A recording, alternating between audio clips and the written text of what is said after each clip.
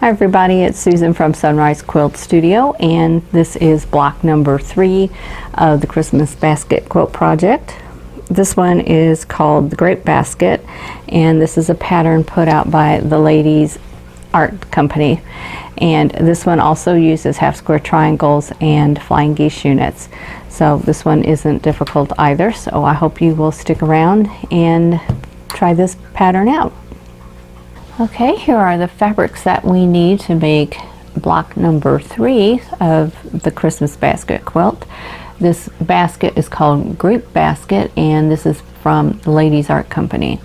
And we need a lot of half square triangles for this project. So I've got 4 squares here from triangles on a roll. This will make 8 half square triangles, and this is piece A and piece I together, and we'll sew those in a few minutes. Piece B is 4 2.5-inch squares. C goes with piece I, and that's a 3-inch square, or we're going to make 2 half square triangles out of this, so we use 1 square of the triangle paper. D is a 2.5-inch square.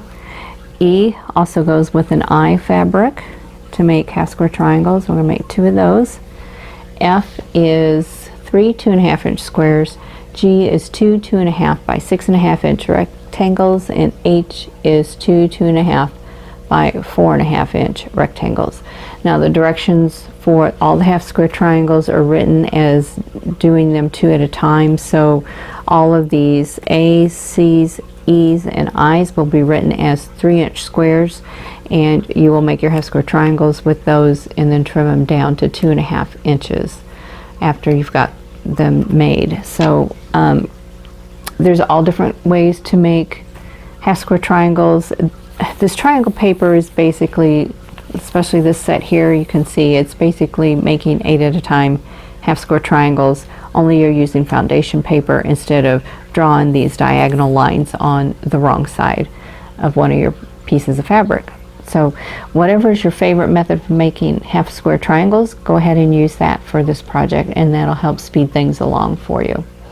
So I'm going to get started with making half square triangles. So I'm going to do the A's and the I's first. So I'm going to put these pieces right sides together.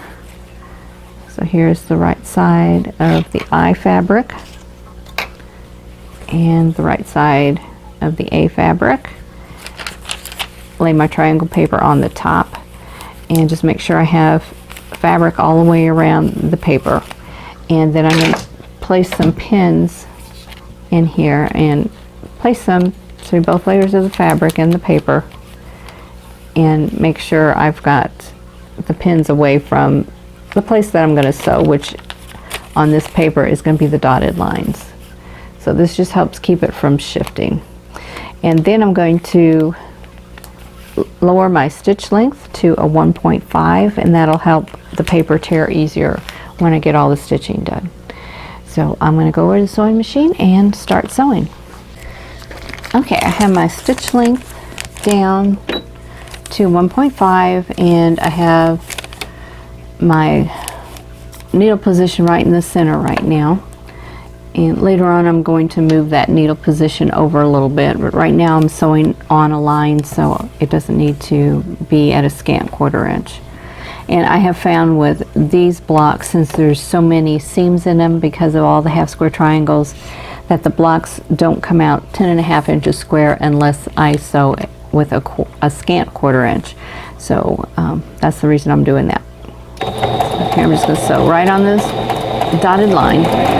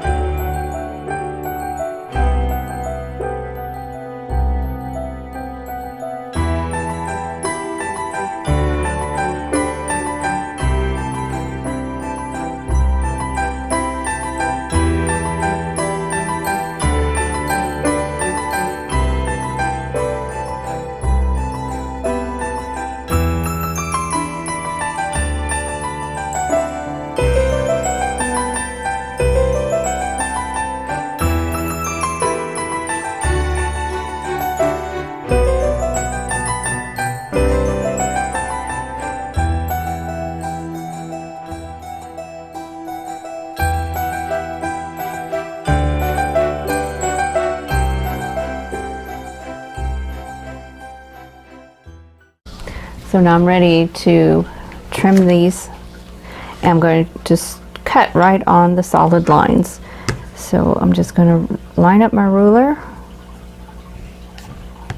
and cut off that little piece there.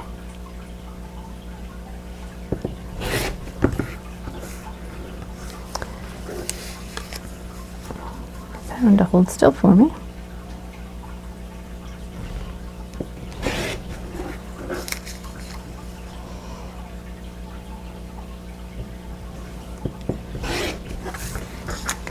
And then cut on this one here. Now this one is between the seams, so it's not critical that you're right on that line. And I'm just going to keep on going until I get all of these trimmed down.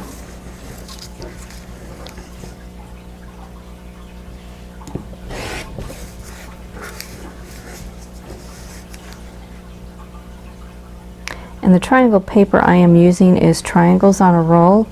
I bought it from the fatquartershop.com, and it is number H200. And that means it finishes, you want the paper that finishes at 2 inches.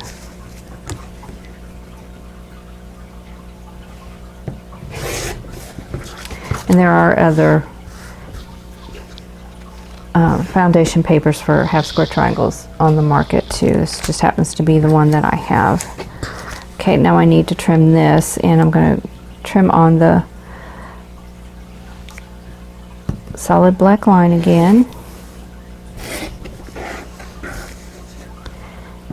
And you can use a larger ruler. My larger ruler is across the room, so instead of going over there to get it, I'm being lazy and just using what I've got right here with me. Besides, it would mean I'd have to disconnect from the camera, and it would be a waste of time for me. So, okay, for this one, I'm going to cut on the side, these lines here, and then I'll do the angles, because the angles are already sewn. There's, you know, stitching on both sides. Here it isn't, so I want to be very accurate here.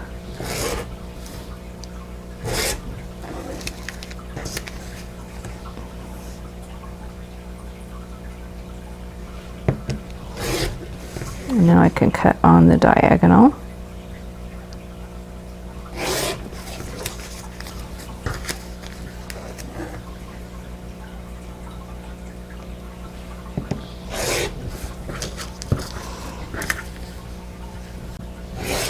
Okay, now I'm ready to tear off the paper, and to do that I'm going to fold it back, just crease it a little bit, and then just pull. This paper comes off really pretty easily. And I've got some extra stitches there going across the corner, so I have to remember that. So crease and pull, and there we go. Okay, I have all the half square triangles done, and I've trimmed off the little dog ears on the end, and I'm just going to sort them by color and set them aside and work on the flying geese units. There they are. So now it's time for flying geese units. So I need my H rectangles right here and my B squares, and I'm going to sew a square on the left side of each one of the rectangles, and that'll get me started. So I'm going to put these right sides together, and then I'm going to sew from the top center to the lower left hand corner. You can draw a line here, or you can do what I do, and I'm just going to follow the tape that I have as a guideline on my sewing machine bed. So I'm just going to start in the corner, and I'm having this point lined up with the left side of my tape, and I'm just going to sew.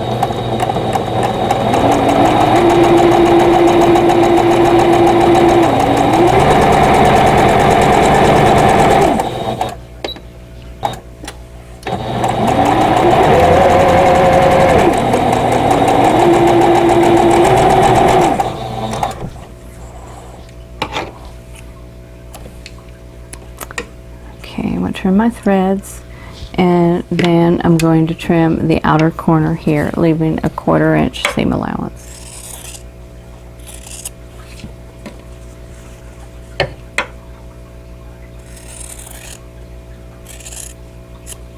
Okay.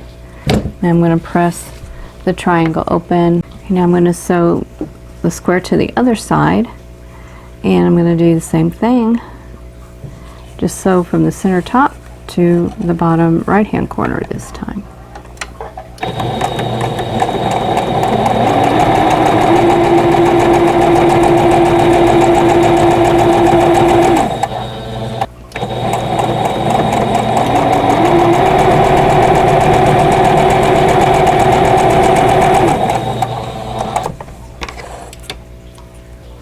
Now I have my 2 flying goose units. Okay, now it's time to lay the pieces out and put this block together. I'm going to start by putting a G piece here, and then I need a 1/2 square triangle. This is the lighter green for me. It's going to go there, and then I need an F square in the corner. And get it up. There we go. And then I'll do that, and then another G rectangle. So these are the side units, and then I'm going to use the D square. Gotta turn this the right direction though. D square goes here, and then the darker green units are going to go next. And now I need the red and cream 1/2 square triangles. So we're gonna put an F square here, and all of these 1/2 square triangles, the red and the cream ones, are going to go in the same direction.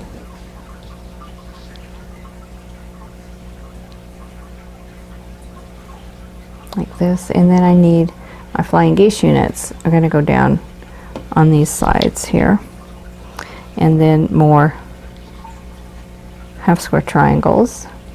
These 1/2 square triangles are going to face each other like this, and then I put an F unit, F square here, and we have 1 1/2 square triangle left over, so you can save that for another block or another project.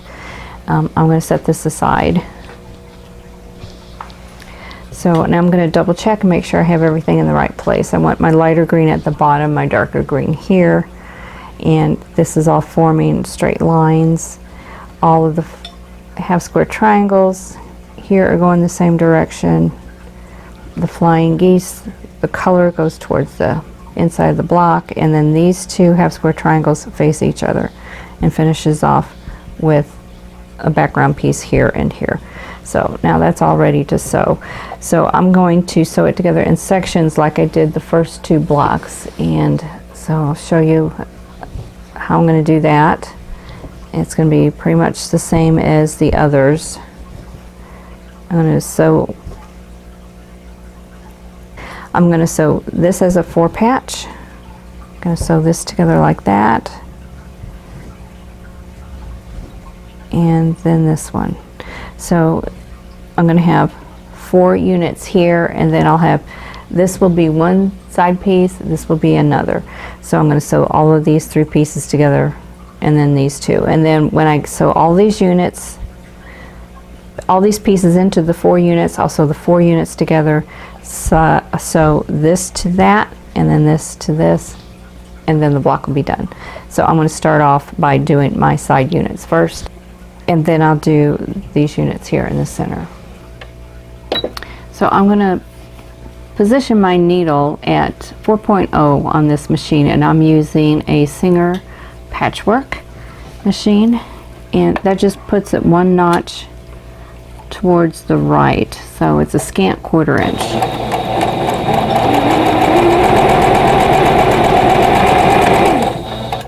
And I find that helps me have more accurate piecing. When I'm done, the block will measure closer to the 10.5 inches square.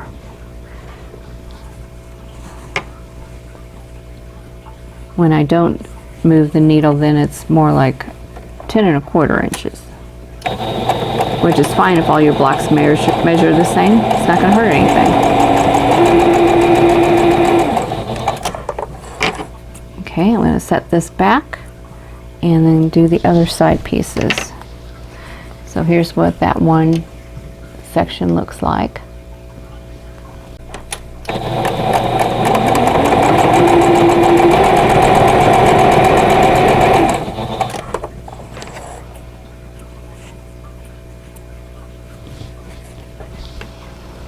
Okay, and I'm going to work on the center.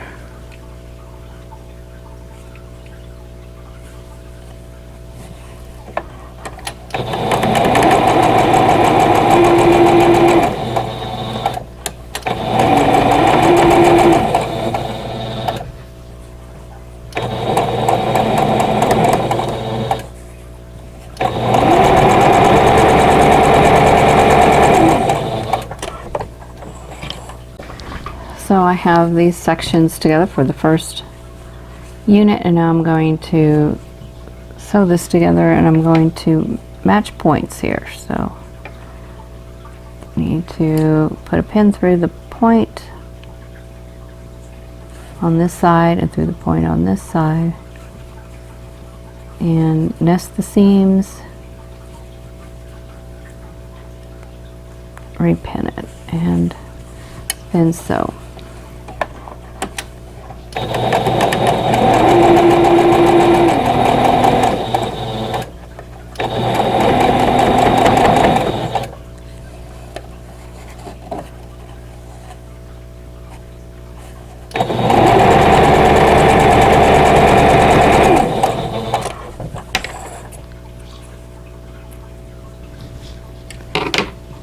Okay, so there's that unit.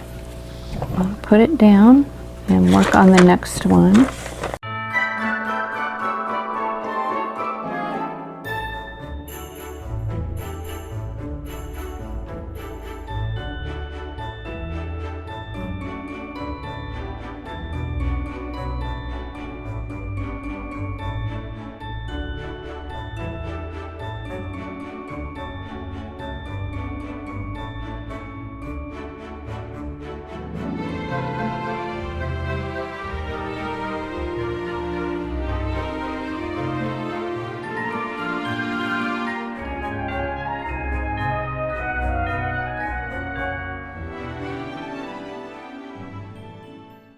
Okay, so now I have everything sewn together in units. So I'm double checking to make sure everything looks the way it should.